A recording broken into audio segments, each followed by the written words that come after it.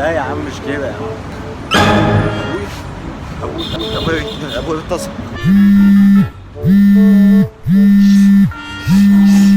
ايوه بابا انا جاي اهو في السكه خلاص. لا انا في دار البيت، تحت البيت والله العظيم دقيقه واكون عندك، والله العظيم اقل من دقيقه كمان واكون عندك. ماشي ماشي يلا سلام سلام. الو ايه يا بابا؟ لا انا النهارده جاي على الساعه 4 الفجر كده ولا 5. ليه في حاجه؟ طيب ماشي بحث. الو ايه يا بابا؟ لا انا سهران كده في الكيلو 182.